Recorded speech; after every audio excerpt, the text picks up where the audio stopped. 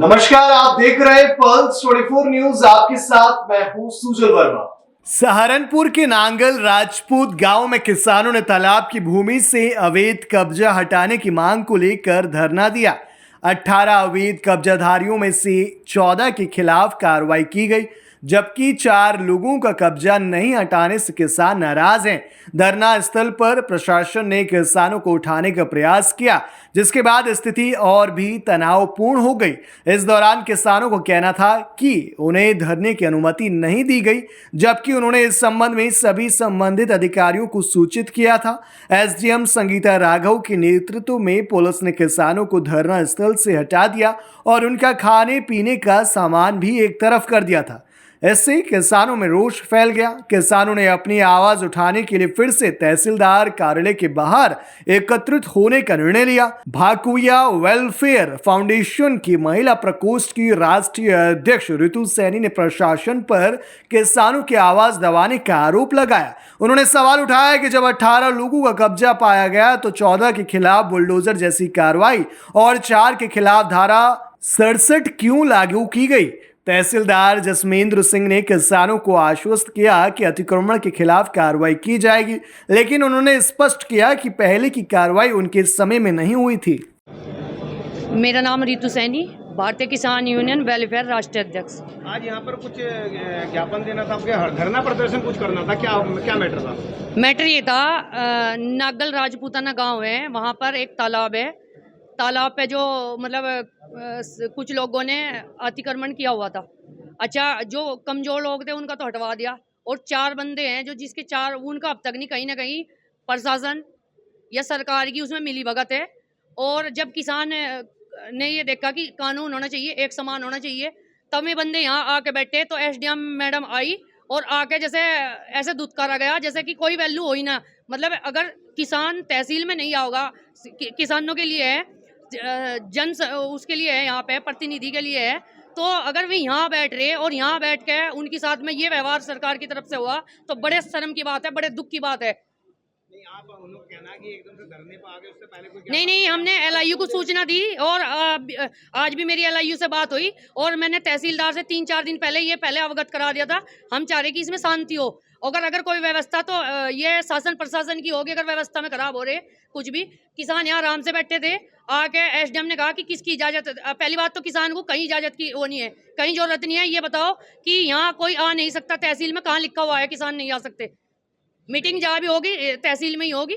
उनका कहने का मतलब यह है कि जो धरना था, धरने से पहले कई सारी होती है, अवगत कराना पड़ता है कि हमारे यहाँ पर ये संज्ञान मैडम के या तहसीलदार के संज्ञान में था कुछ ऐसा? जी, मैंने 3 दिन पहले बोल दिया था कि अगर आप इस चीज पे ध्यान नहीं, ये तो कह रहे कि रुकवा दिया। जब जो कमजोर लोग थे उन लोगों का वहां से अतिक्रमण हटवा, तो उनका क्यों नहीं हटा वहां से?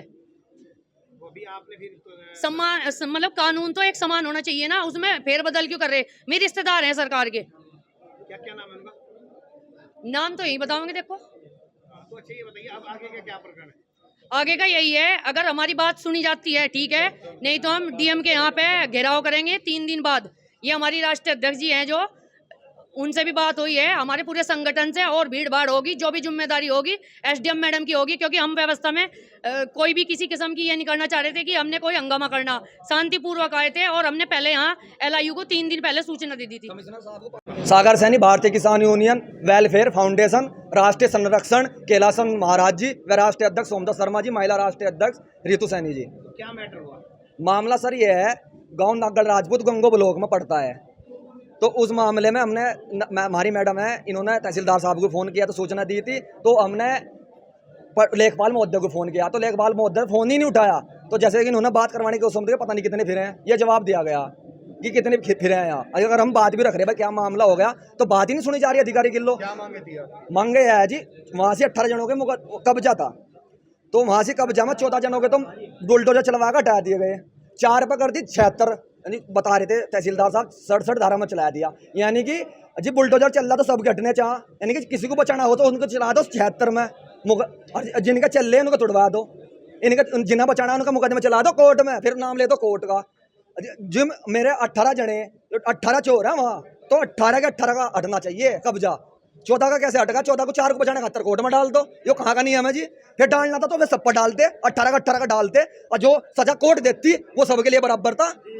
जो 18 का 18 को सजा देनी चाहिए थी। हम इन्हीं के पक्ष में नहीं है। अगर ये हमारे आदमी भी गलत है ना, इन पर भी कार्रवाई हो।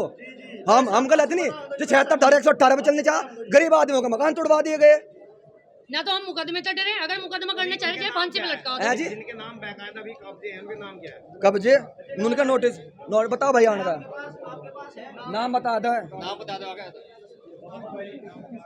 एक साल को सस्पेंड करो ना, सस्पेंड करो। ऐसे ने जो सरकारी नौकरी ले रहे बिना मतलब में।